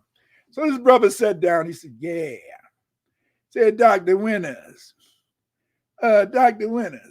you talking about all this college mess. My mama and my auntie, they went to college. And they got their little associate degree and they ain't got no job. Why should I be worried about college? I hated that boy. I had just got out of college. This was my first teaching job. I didn't have an answer for him, you see. I didn't have an answer for him. And he embarrassed me in front of the kids. I wanted to whip his ass, but I'm a teacher. But in a sense, but he was right. You see, he was right. See, knowing what I know now, when he said my mother and my auntie, they went to college, they didn't have a job, I would have told him, yes, they don't have a job today, but that college degree is like money in the bank. And so then as long as they have that college degree, they may be able to cash it in and get a good job. But I didn't have that knowledge then, you see. And so, yes, you're right. Yes, that piece of paper can help you. But in a way, we're always forced with that piece of paper. Most of us always are working for government jobs, either teachers, working down at City Hall, or working for some type of agency. And so then therefore, in the sense is that the degree can pay off and you should get a degree, But the point is this is that that's not the only thing. The only thing that you can do basically is you get the degree, you work hard, and then you got to get out there and work. Got to send out so many resumes and all that type of stuff, you see, because it does come in handy. Just like Jalen said, it does come in handy, but it's not the only thing that you need or the only thing you can get. Like today, there's many people who went to college and some of them are still paying off their college loan and their kids are paying off college loans too. So that can be very dramatic, I know my daughter, she was able to pay off her loan, but it's kind of interesting, Okay, here's another comment. Let's see. Creates Junior. College was tough for him. Know that I think back. I was by far the minority, and the whole curriculum faculty was whitewashed. I remember one professor I had through subtle racism at Black Artists. Of course, they're gonna throw racism because they don't want any competition. So you got to understand is that, see, when I was in college, I remember when I first got there, I couldn't write word for lick. Man, if I showed you some of my papers I wrote, you'd say, damn it. And they gave you a C on that? Yes, they did. Thank you. But I couldn't write word for history. I had a professor when I was a freshman, and I was in a history class. And then he said, due to your socioeconomic status, and my fist almost hit him in the face. So I said, what the hell is he talking about? You know, and so but he said, due to your socioeconomic status, you deserve a C. I said, hell no, I don't deserve a C, see. And so then a lot of times they compete with you, but see, after a while I learned, in a sense. I went to a white college. I didn't go to an HBCU because I went to a white college. I found out that, hey, I was better than them. See, here's the whole point. See, you make a mistake. You look at people like Taraji Henson. She cried, I'm not getting innocence. I'm not getting any of the daggone respect. You know, they should be giving me something. And then you got that other guy, Jonathan Majors. Oh, I want to make a white woman like Coretta Scott King. You see these black people, they make a mistake. And they start to say they are just as good as a white person. That's where you make a mistake at, you see. That is where you make a mistake. You should never think that you're just as good as a white person. You should know you're better than them. That's why they don't want you to be successful. But whenever you think you're just as good as them, then you feel you should be able to act like them. And that's how you make your mistake. When you make your mistake, you make a mistake when you begin, in a sense, to think you're just as good as them. You're superior to them, and they don't want you to be. They don't want you to be responsible. Oh yeah, it's an interesting question, Sacred Grove, because it was because of Barry Fell. Me and Hunter Adams, and Ivan Van Sertima, we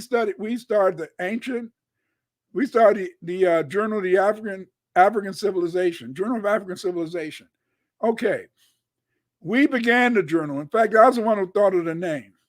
And so then Ivan, if you see some of the original issues, you'll see that I was the co-editor with Ivan.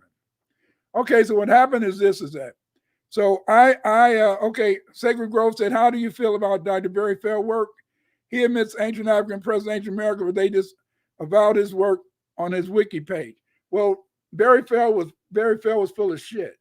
You see, Barry Fell hated me. And the reason Barry Fell hated me is that his books came out in the 1980, and many of the inscriptions that he said that he alleged that he translated, I'd already translated them in the 1970s. And I'd published many of the translations in the Bulletin de l'Enfant over there in Senegal. Okay, so what happened is this. So as I said, I was the assistant editor with Ivan. So one day I sent an article to Ivan that I wanted to be published in the journal. And what I did is that I had translated the Maya writing. Yes, I had found a bilingual inscription, and this bilingual inscription showed that you could read the Maya writing because it was based upon the Mandingo script. I taught about that in one lecture on Thursday, so I might do another one. I know I got it down here. You can see it down here. So anyway, so I sent it to Ivan. So next thing I know, Ivan said, I'm not going to publish it. I'm not going to publish it, Clyde. I'm not going to publish it. He spoke, women used to like it because he had that accent, from Guyana. And so then that pissed me off. So I said, well, I'm not working with you anymore. Fuck you. And so then, so down the road, I wondered what happened. But what happened is that, Alexander von Wudenau, he was a key supporter of my work. We went on a lecture tour in 1980. And Alexander von Wudenau, he said, Clive, what happened with you and Ivan? I said, no. He said that Barry Fell told Ivan, either you're going to be my friend or you're going to be Clyde's friend. And so Ivan Van Sertima said, well, I want to be Barry Fell's friend. And so that's how I stopped being the editor of the Journal of African Civilization, because I'm going to tell you now is that I do not, once I find out that you're two-faced, if I find out that you're two-faced, I'm not going to be on your team anymore. If I find out that you're two-faced, I don't want to have nothing to do with you. I don't like two-faced people. And so that's how I stopped working with Ivan. And see, a lot of those books that you think Ivan wrote, Ivan didn't really write those books. Those books in a sense were really articles that were supposed to be part of the Journal of African Civilization. He just published them as books, and he was the editor. Many people thought that Ivan Van Sertima knew all this stuff in the books. No, he was just the editor. That's why he gave a summary at the beginning of each book, because he was summarizing the articles that people were publishing in those books, which was really from the journal. So Barry Fell, nope. He was a jealous guy, very jealous. And he was jealous because he couldn't compete with me. See, that's what I'm telling you. See, white people cannot compete with you. Anything you decide to do, yes. Anything you decide to do, that's it. Joan Coromonte, how you doing? Sacred Grove, Future Bean.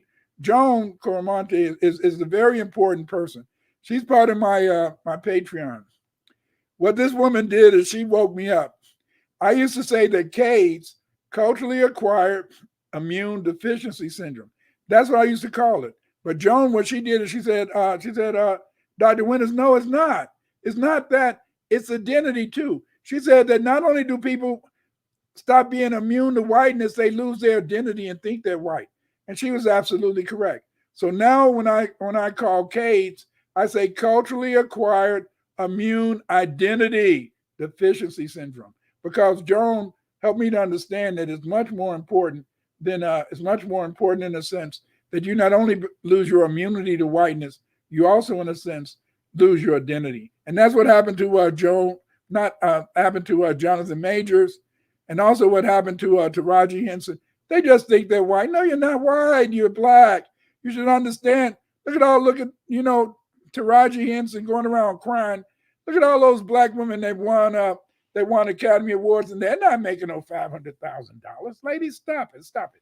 This is it. You should get your own money, and you should try to start your own films. Okay, Penrose. Here's interesting. Penrose,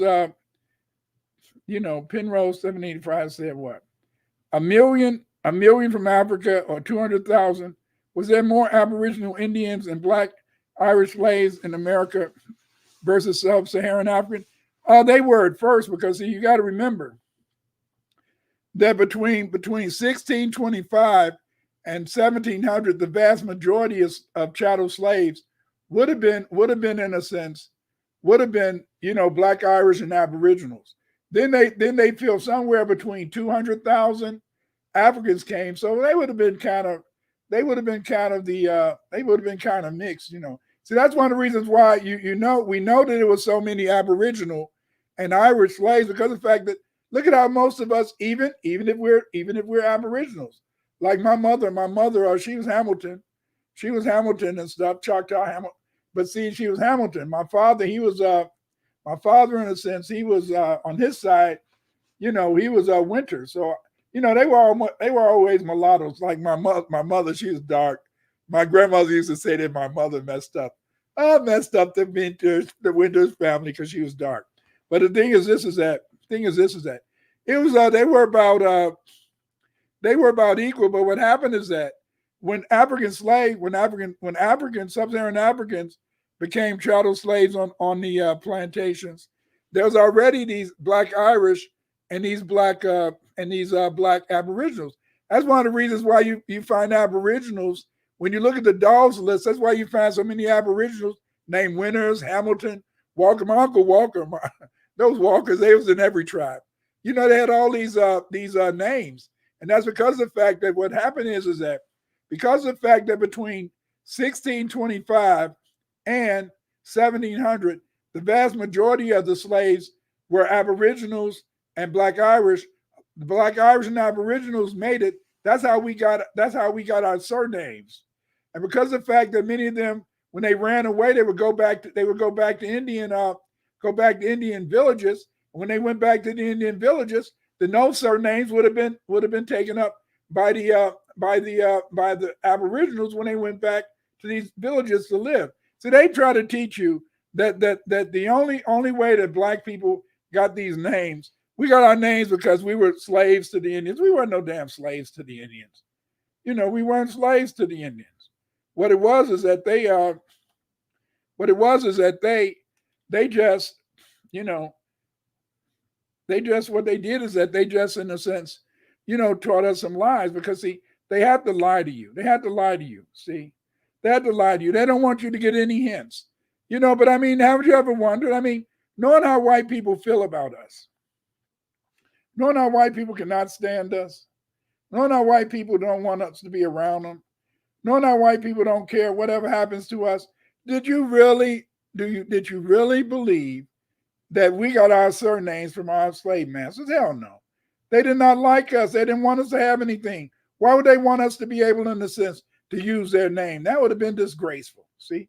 No, we got these names because of the Black Irish, Black British, and other people, in a sense, who were enslaved, chattel slaves. Because see, when Oliver Cromwell, when he sent the Black Irish over here, he said that they would be here for perpetuity. Perpetuity. See, that means forever, And so then that's just it. See, that's why it's complicated, It's complicated. I know that a lot of people ask for reparations. They don't want to have this knowledge out there. They don't want to talk about our Aboriginal heritage. But there's nothing wrong with talking about our Aboriginal heritage, because the first chattel slaves were Aboriginals. In fact, whenever they needed some slaves and they couldn't get none from Africa, they'd just go attack an Indian village and then say, "Now you niggas not." See, that's why this Thursday, I'm going to try to explain. Like some people, some of my Aboriginal brothers and sisters, they always get mad at me.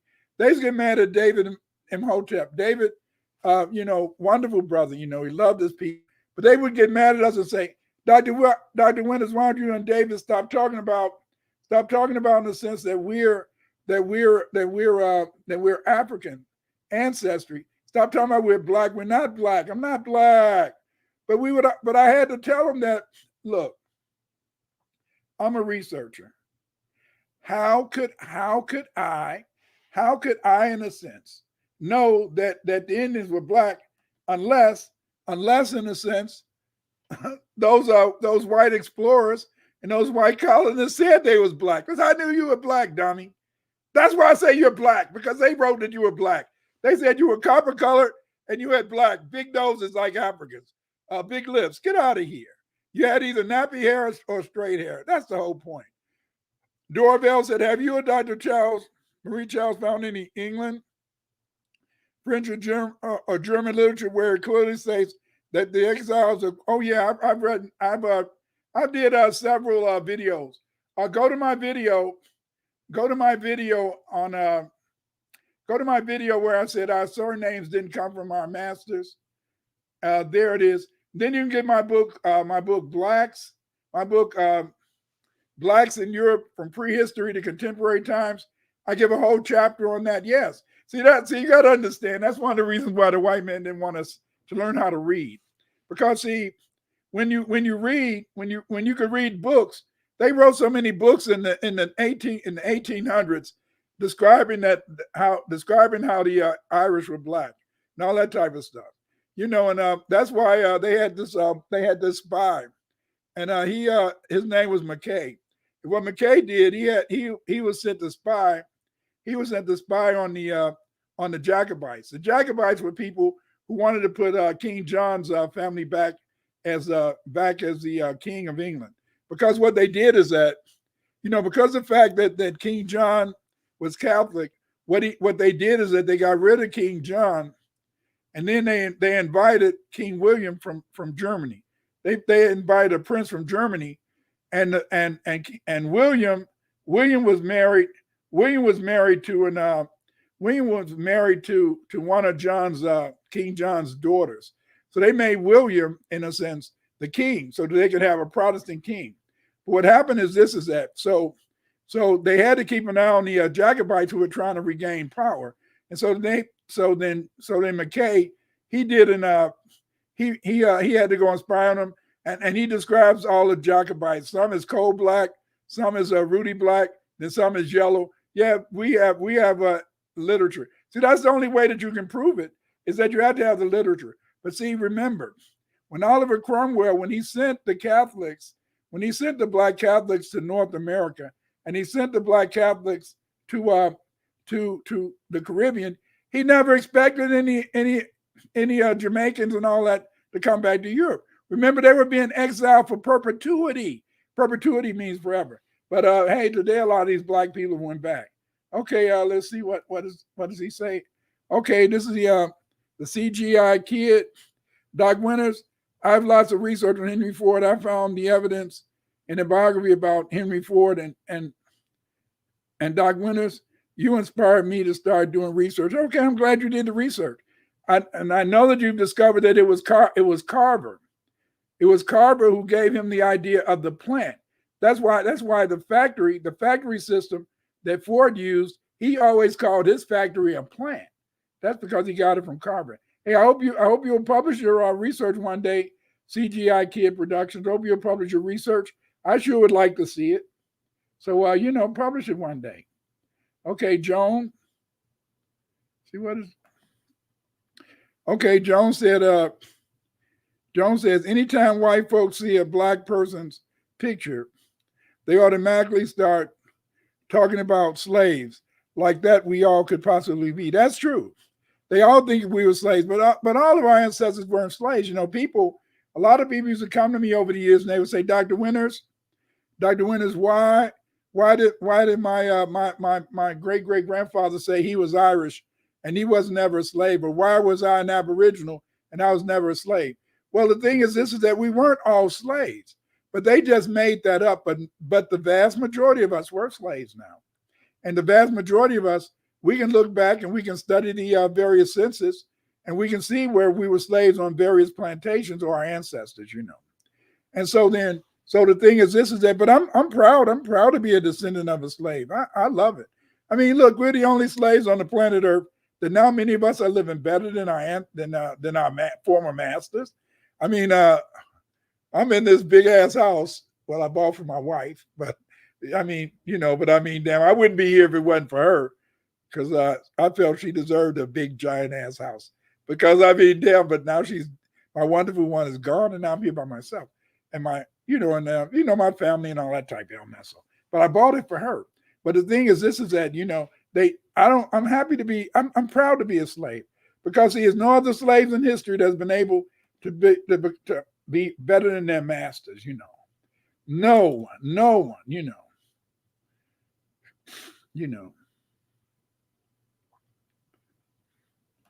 Yeah. Dora Bell says King James, the one who had the Bible translated, King John James, the one who had the Bible translated. Yes, he was black. I did a video on him. Like I said, I got a video on this site on King James and how he was black, and I got videos here also on the on our surname. So hey, check them out.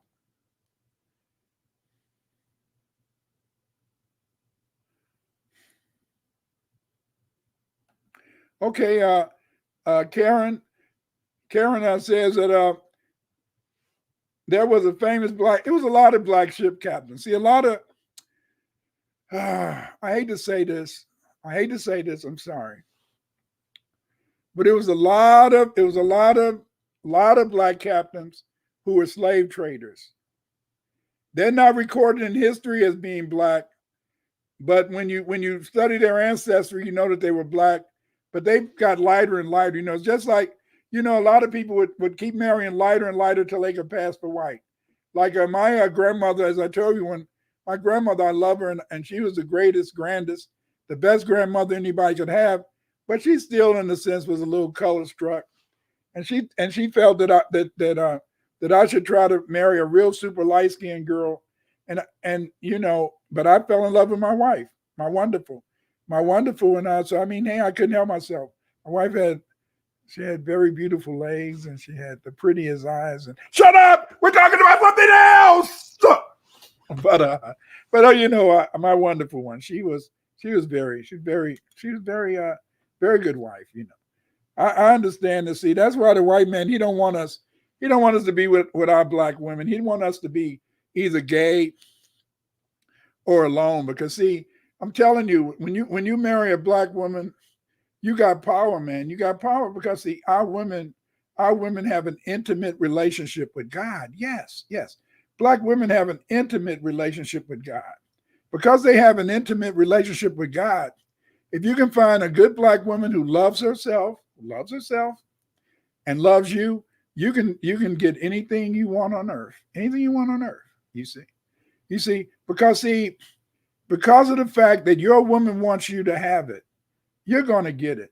The problem with most black men today is that a lot of black men, what they do is that they flee their families. They give a woman a baby and then they cut out. You know, and it's very sad. It's very sad. I was looking today, and sometimes I look at the so-called manosphere and look at O'Shea Duke Jackson, some of the other ones. Now I was talking about what the women bring to the table. And you know, if you take a woman out, you're supposed to have sex with them. You see, no man wants to marry a whore, but we always want to have sex with every woman we can find. Now that's a contradiction, see, because if you don't want to marry a whore, why are you trying to have sex? See, and it's very weird. It's very weird because see, we're not getting to know each other. We're not, you know, I'm so sad and I feel so sorry for young people. And even some old people is that they don't know how to communicate. They don't know how to respect each other. They don't know how to share with each other. They don't know how to really love each other, you know, and that's sad. That's sad.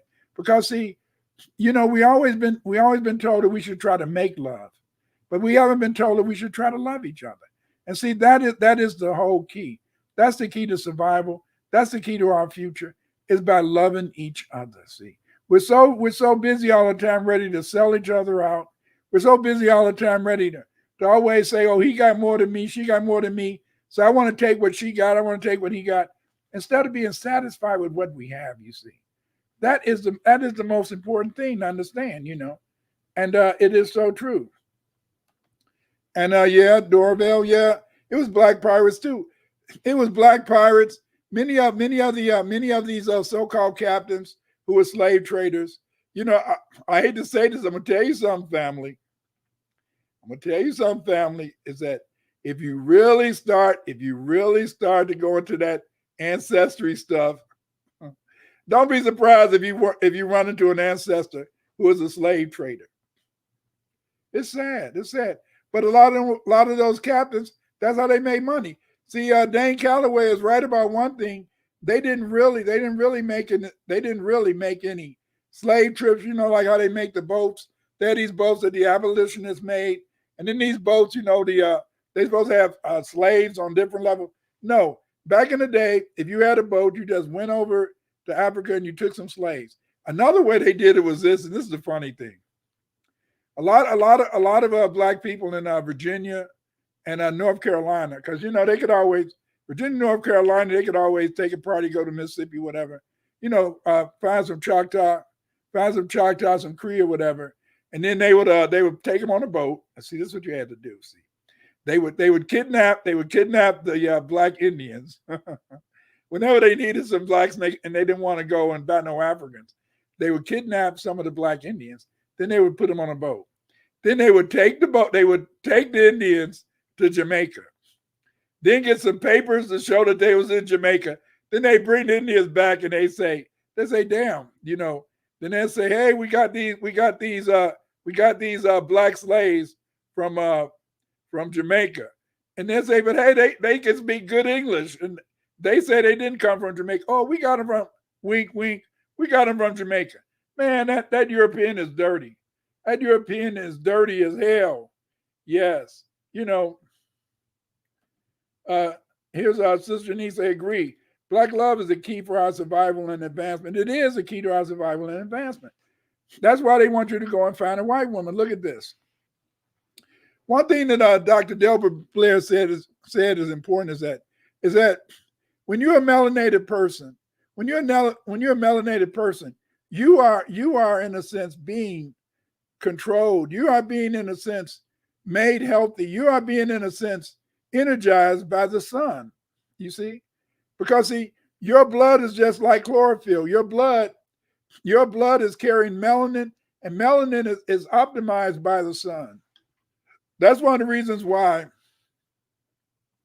they want you not to marry a black woman. They want you to marry a white woman, Asian woman, anybody without melanin, because they know that if a black man and a black woman marry, they're so dynamic. They're so dynamic, and because they're so dynamic, and they have so much power, because they're getting that sun energy, that they don't want that to happen. Do you think it's a coincidence? Do you think it's a coincidence that every commercial now has a black man and a white woman, or a white woman and a black man, or if they gay, you know, black gay? They always, all the movies nowadays, they always have an agenda. If it's a black person in many movies today, he's usually gay and he has a white partner. But all that, in a sense, is to get you to run away from yourself, you know. And that's something that's sad. It's very sad, you know. Okay, Dorvale says, Dr. Winters, could you break down the etymology of love again? You never completed the full analysis on Shock platform. Okay, well, love is very complicated, you know, because see, love, there's love of humans and there's love of sex. As I said before, when I used to teach linguistics, the word that I would use to get people to understand that words were important, but I would put on the board the word love. And then I would always have a lot of women in my class, and the women would say, well, love is being supportive, love is being communicative, love in a sense is trusting your partner and all that type of good stuff. So then I would say, aha, now look at the definition of love. And the definition of love, if you look it up, it says strong attraction, and affection towards something. You know, strongest attraction, affection, or sex. And so then I said, I said I can love my dog, but I know that that's not it. So I said that words have meaning. And so, but in reality, you want to have platonic love, and platonic love is love where you're happy about yourself. But see, you can only have real love when you love yourself, because see, when you love yourself, you feel so happy that you're in love with yourself that you want to share that happy feeling. You want to share those good feelings. You want to share that support to other people. And so platonic love is the best love. But see, that I think that's one of the reasons why some people become gay. I think some people become gay because the fact is that they feel that real love, Dorvale, that real love, you had to have sex with your partner, or you had to have sex with your lover. See, that's how we make a mistake. Everything is not about sex, you know. Everything is not about sex. You see, it's good to have sex when you have that type of relationship with your wife or your husband. I mean, because the fact is that by having sex, it gives you more energy. It opens up your chakras, and you're able, in a sense, to share and become much more closer. But see, when you love yourself, then that means that you can love your woman. And then when you can love your woman, you can also love your children. And then you can love other people. Because see, when you truly love yourself, then you don't mind sharing that love. You don't mind sharing yourself with other people. See, our mistake is that we feel in the sense that love should be a transactional relationship.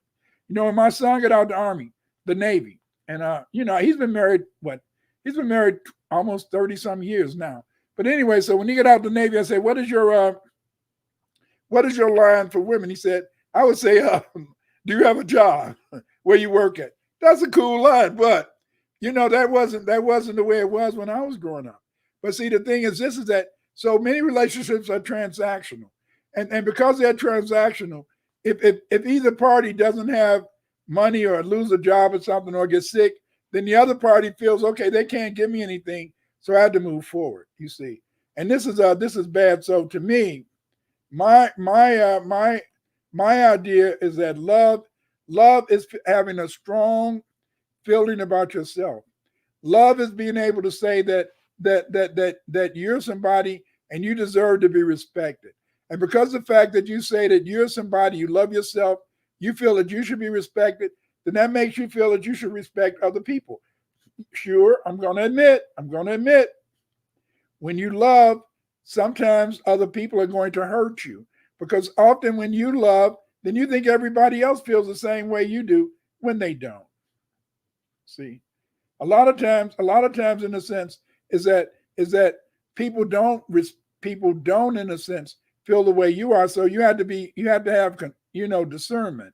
In other words, in a sense, you have to respect other people and say, aha, just because I'm a love, they may not be a lover, but I want to be a lover. See, every day, because of the fact that my wonderful one, my wife, because my wonderful made me so happy, because my wonderful shared so much of her life with me, because my wonderful, she gave me 6 kids. She gave me 5 boys and a girl. I know that my wonderful one didn't have to give me those children. I know my wonderful one, she didn't have to be there to be there when I was sick. She didn't have to be there and wipe my ass when I was shitting all on myself, you see, when I was sick. But she did that, see? And I did the same for her, see? And that's what it's all about. But see, unless you can, in a sense, divorce yourself. Like my father used to say, these sci-fis, you got to watch them sci-fis, Clyde. Well, that was you. See, I love my greatest experiment. My greatest experiment was trying to find out how much can a black woman love you. I only had one experimental subject, and that could be my wife. And she taught me that you can love the hell out of, that a black woman can love a hell out of a black man and love the hell out of her children. See, I'm so happy today. I'm 73 years old. I'm so happy today that my kids will call me sometime. My kids will come over my house. I go over their house. You see, right now, you might, the lighting is better. Why? Because my son said, Pops, I got to get you a light. I'm tired of seeing you go in and out, you see. But the point is this, is that's what it's all about. Love is a bitch, but love is not just having sex. See, but because of the fact that we grew up in a world where there's so much sexual promiscuity, we feel that the only way we can love is to have sex, you see. But you got to be able, in a sense, to translate your love that you have for another person, your love that you have for your children. You have to be able to translate that love into a platonic love, a love in which you can share with other people. And the way you share that love with other people is that you begin, in a sense, to tell those other people that you respect them, that you're there for them. And then you share with them, in a sense, those feelings, you see. It's wonderful. It's wonderful, you see. I'm so happy. I'm so happy that God didn't make me, in a sense, say, okay, there's my wonderful, there's Susan Diane. Yeah, that was fun. I think I'm gonna try somebody else. No, God helped me to understand that maybe I should be with her. And you know what? She gave me 52 years of friendship, and she gave me 50 years as my wife. My God. When people, I could tell my wife about people, and she wouldn't even have to see him say, oh, he ain't no damn good. Don't be around that nigga. Or that honky. Don't be around him. See? When I listened to my wife, I was a success.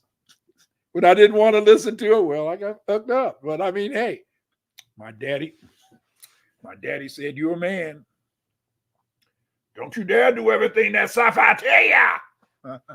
And so that's it, man. I mean, sometimes I had to sleep on the couch, but hey, that's life.